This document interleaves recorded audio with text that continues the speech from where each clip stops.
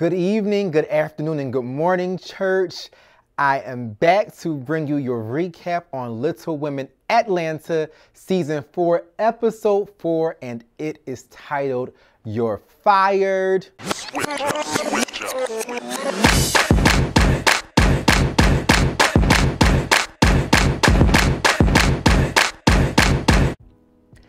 First and foremost, let's start with Juicy and Abira meeting with Juicy's partner so that they could sign Abira to their management company.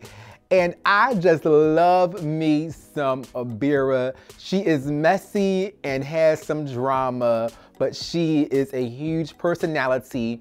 I loved when Abira explained why her rap name is Little V, and Little V stands for vicious.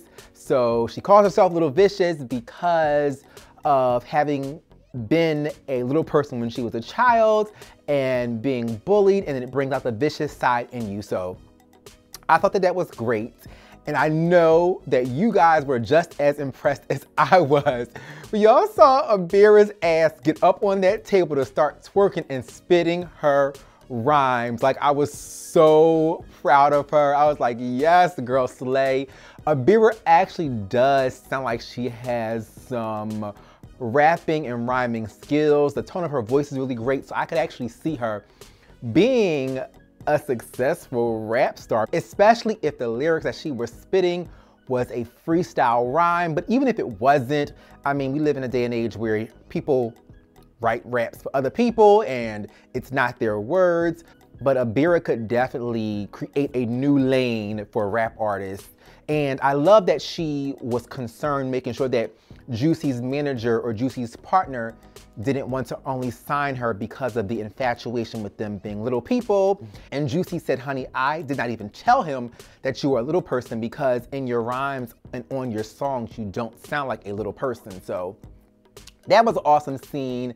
I love that Juicy is branching out. I love that Abira is back. And one thing that I was thrown off with though, when Juicy informed the twins that she signed Abira and she wanted to sign them as well, I was thrown off by them being upset or annoyed or bothered by Juicy signing Abira first over them. Because my first thought was, last time I checked, Andrea is out on maternity leave, my God, and the Tiny Twins are no more at this point. It's just Amanda. So there is no reason for you guys to feel like that you should have been offered the deal first when you're already kicking your own current managers to the curb. Next, let's talk about Minnie running the 5K. I was proud of Minnie trying to conquer that size of a monster, but even regardless of her weight and her breathing issues, she's still a little person with shorter legs, so I'm not sure how she thought she was going to be able to pull that off. And even Minnie's mom was just laughing at her when she informed her that she was going to do it. Now, I will say that was a little shade and whack for Minnie's mom to not be more encouraging of her, especially when she brought it to her attention. But I mean, the reality of it is that's a big monster to try to conquer. But it was great when it was time for the 5K that Sam was there to encourage Minnie. But of course, Minnie never made it to the finish line due to her legs cramping, my God. But Sam is the real MVP because she was there to support and encourage. And granted, Minnie broke down crying, but they gave her great advice. Her mom gave her great advice, as well as Sam, and just said, you got to take it step by step. This was your first time. You tried, so that does count for something. But I do get how Minnie feels with feeling like I tried to do this and I wanted to do this, and something like my legs cramping is what hindered me. Now, my problem with that is Minnie wasn't being realistic, because I would think that if your legs are cramping, that would mean that you did not actually plan nor train properly for this type of event. Okay, so at this point, Amanda's coins are on hold every time Andrea happens to get pregnant by Chris.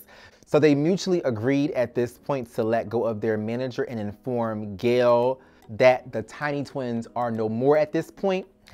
And It was strange because I was ready to be team Amanda and team Andrea with this whole argument from Amanda's standpoint to Gail, and it took a turn for the worse, I guess. I'm confused.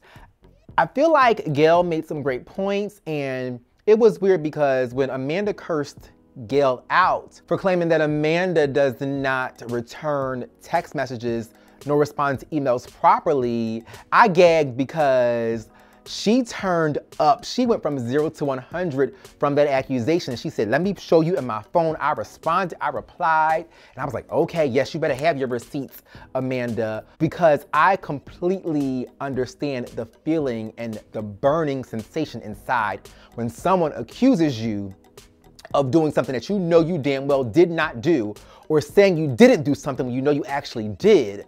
But it threw me off because when Amanda checked her text messages and say she did send, once Gail said, well, you did respond to that, I'm sorry, but you can't respond to me and just say, well, prove it when I bring an offer to you. And it just threw me off when Amanda was being so nasty, saying, I don't have to respond to you if I don't want to, you work for me. And I'm like, hold up, pause. I was just on your side, Amanda, for thinking that you actually do always respond and reply.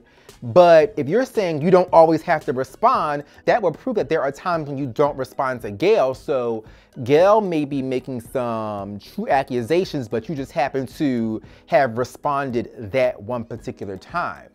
And I don't understand why Amanda would not want to take Gail's advice with encouraging her to branch out on her own, because, I mean, it's apparent that Andrea is going to continuously become impregnated by Chris. So are you going to allow your coin to be put on hold every time your sister gets pregnant by this man? It's just stupid. Amanda, I know she loves her sister, but she needs to focus on her own brand, because she clearly is the smarter twin, because she has yet to become pregnant by her boo. And I think she has been with her boo as long as Andrea has been with hers. Well, we got the updates on Tanya's natural birth, my God, which we all knew was not going to happen. There was not going to be an at-home water birth in the pool from her coochie. There was going to be no coochie birth, my God. And it was clear and evident in this episode that Vaughn was definitely worried. And when her blood pressure went up and Vaughn called Sam saying, you know, she was rushed to the hospital, it was just annoying because all of this, if anything bad happens or did happen, all of this is Tanya's fault for trying to prove something that she really has no need to prove. So she allowed her pride to take over being mindful of her child's health and her well-being, which is just asinine to me. Last but not least, we have to address the fact that Money wants a baby, and she went to the doctors to make sure that she was able to still get pregnant and carry children. And I was giving her the side eye because it did not make sense that she would go to the doctors without her husband. At this point, you are married, there should be no secrets. And if you're going to hold Moreland to a certain standard, you should be held to that same standard. And making a baby is a mutual decision and situation. So he should have been able to be a part of that as well, to hear what the doctor had to say. And how many of y'all gagged like I did when I found out that Moreland had 4 kids? So Moreland is an official thought, my God, a truck stop thought. I had no clue. I was under the impression that Moreland had no children, but clearly he has impregnated people 4 times, my God, because we have yet to see any of his children on this show.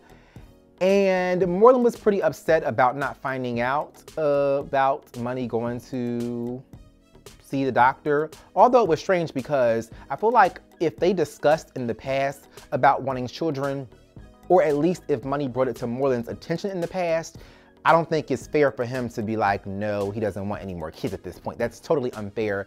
If he changed his mind, he should have addressed that prior to him marrying Money, because the reality of it is Money only has 1 son. I believe he's 11 or 12 years old, and you have 4. So I could see why she would want more children and now she's married for the first time. It just makes sense to me, especially when we have Andrea's ass on her third pregnancy and ain't married yet, my God, and probably never will be, at least not by this damn Chris. But anyway, that's about it, guys, for Little Women Atlanta Season 4, Episode 4, You're Fired. And if you guys did not hear me say, the twins fired. Well, actually, to be honest, the twins didn't fire Gail. Amanda fired Gail. But please follow me on all social media outlets. Thumbs up this video. Comment down below in the comment section. Subscribe to my channel and turn on the notifications. Thank you guys for watching. Bye.